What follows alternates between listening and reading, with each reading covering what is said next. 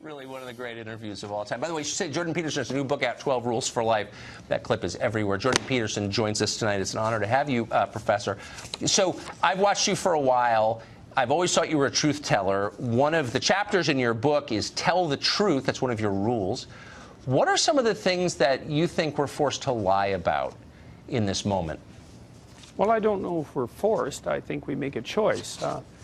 That it's sometimes a bitter choice, but that's often the case when you're deciding what to say. But my sense is often you're in a situation where you're damned if you do and you're damned if you don't, so you might as well pick the poison you'd rather take. And you have a moral obligation to do that. So, you know, if you're going to say something unpopular and you're going to get attacked for it, that's a risk, but to shut up and pretend that you think something different is to warp your soul, and that's a much bigger risk. So yes, it is.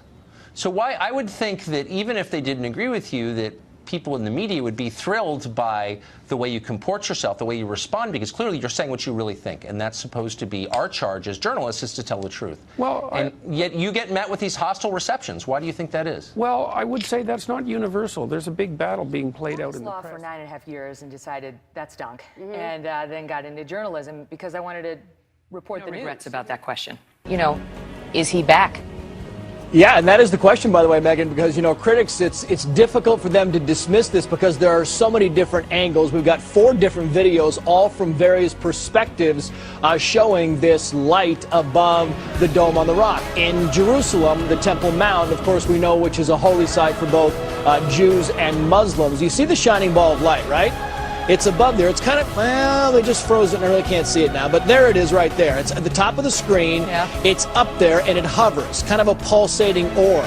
And then hold on here because this thing starts going down right toward, you see it there, going down toward the Dome of the Rock and the Temple Mount. And then it stops and it hovers there for a while. It kind of sits there, and then all of a sudden it shoots straight back up into the air. Whoa. Now, experts say this would be kind of an indication this is an unmanned. There it is. You saw it right there. It shot straight back up in the air. Yeah. Kind of hard to see, but it shot up in the air, and the experts think that, you know, it's an unmanned vehicle, they believe. It could be a drone, but they do not know of anything like this in the Israeli army. So they say this is either incredible video or some very well orchestrated hoax. Some have said maybe this is a movie that's putting out this I don't know. What do you put out for your movie? A trailer or some kind of a hoax to try and promote a movie that's yet to be named? We don't know. Could be Jacob's Ladder. Remember Jacob's Ladder? No, I don't watch scary films. They freak me out.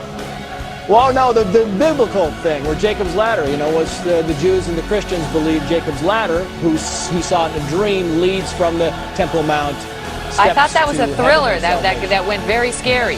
That's what one of the producers said. Yeah. I saw that movie. No, I'm talking about the biblical Okay. reference. All right, because listen, I don't like to be scared. I just can't take it. It's, you know, I don't know what it is, but I don't like anything with torture, and I don't like to be scared. So that video, that doesn't make me feel either of those things. So we're okay. TG, thank you. We're going to follow up on it. You bet. What do you guys think? What was that? I mean, it's one thing when it just comes down, but then it goes back up. Kelly at FoxNews.com. Cable news, you know, Bill O'Reilly, of all people, told me when I got to cable news primetime that cable news primetime is a snake pit. And that's how it felt. You know, I didn't want to be in the snake pit. I just wanted to cover the news.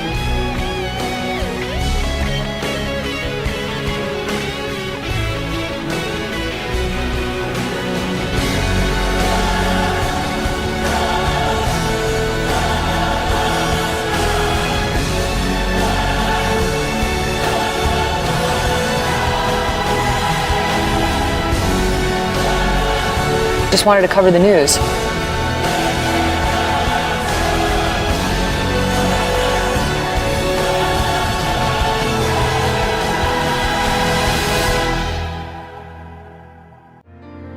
There's a war within our land, a battle for the right.